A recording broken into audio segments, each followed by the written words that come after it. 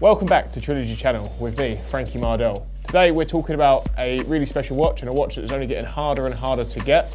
That watch is the Platinum Daytona.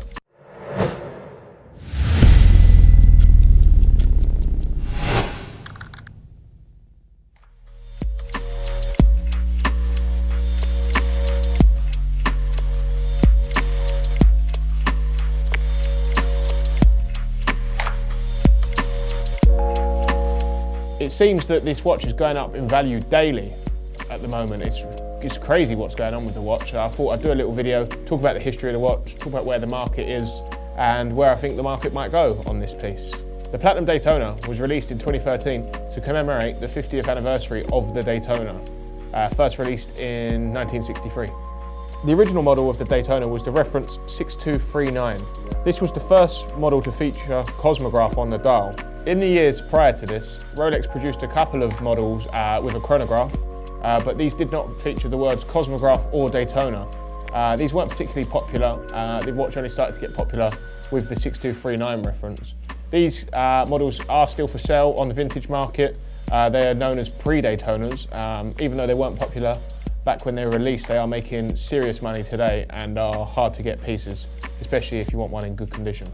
So, the model really needs no introduction. It's the Rolex Daytona. Ever since it was first released, it's been a super popular watch and it's perhaps the most desirable model Rolex have ever made. Also, it's globally recognised. Everyone seems to know what a Daytona is, even if they're not fans of watches. Every model of Daytona that Rolex have released has been really popular and something that people have coveted every time they've updated it. That is no different with this Platinum Daytona. So the anticipation of the watch world was at its peak back in early 2013 when everyone was speculating about what would come from Rolex. And boy, did they not disappoint. They released this, the Platinum Daytona, reference number 116506, with this stunning ice blue dial and the contrasting chestnut brown bezel. The contrast works so well, and ice blue is typically reserved by Rolex for their Platinum models, like we can see on the Platinum Day-Date 2 and the Platinum Day-Date 40. This was the first time the ice blue's been used on a Daytona, and it really, really works for me. I absolutely love the watch.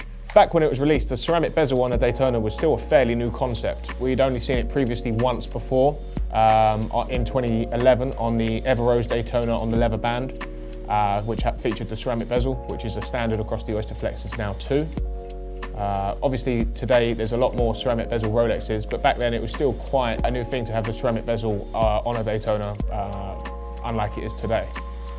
At the time, back in 2013, it was rumoured and expected that Rolex would release a steel Daytona with a ceramic bezel, like we have now, just as a callback to the reference number 6263, which was a really popular watch, which featured a black Cerachrom bezel on a stainless steel watch. I'm really glad the rumours were incorrect, because we were really fortunate with what Rolex came out with instead, the stunning Platinum Daytona. This watch is the only Daytona that has a brown ceramic bezel. The rest of them have a black ceramic bezel, which sort of sets it off, makes it instantly recognisable if you know your watches. Whereas if you don't, you would just think it's a normal watch. You wouldn't know about the value proposition of it and really what it's worth. That's what makes it so cool. It's the stealth wealth element of it, that if people in the know, and people who don't. It's something you can wear out and people won't know that it's now a 100-grand watch. It's great in that respect. As soon as it dropped, it was an instant collector's piece and a future classic. Fans of Rolex and fans of the Daytona would just have to have this model. It's the only time Rolex have released the Daytona in such a precious metal such as platinum. The ice blue on the standard Platinum Daytona dial really works well with the chestnut brown bezel, and you have the sub-dials lacquered in the brown as well. So I think the contrast of the ice blue and the sub-dials and the ceramic bezel looks fantastic. And contrast on the Daytonas is something that is really popular, which is why the white stainless steel with the ceramic bezel and the black subs is making a big premium over the black. Due to that contrast, people like it, it looks great. So Rolex released 4 different dial combinations of the Platinum Daytona. You've got this one here, which we'll call the standard one, but none of them are really standard watches, are they? This, as I just spoke about, and then you've got this right here. This is the Platinum Daytona with the factory baguette diamond dial. It's a stunning watch. Obviously, baguette has a bit more shine to it. It's not as subtle as this one. Also, A little thing that I'm not as much of a fan of is you actually lose out on the contrasting subdials with this watch. But this is a fantastic piece as well. Also, they released the Arabic script dial, shown on screen now. This was initially really popular in the Middle East market, but it has become popular globally. We're seeing prices of these going for a lot stronger than they were a few years ago, especially all over Europe. Finally, you've got the factory Pave diamond dial, which comes on the TBR bezel.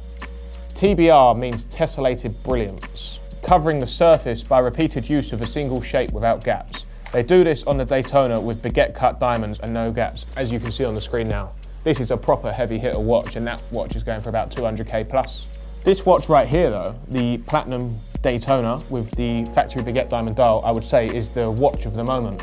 They are so hard to get right now, and they're going for such strong money, but it doesn't look like it's slowing down. There's only a few of these for sale, especially a 2021 in the UK. Back at Christmas time, I was selling this watch for £80,000 new.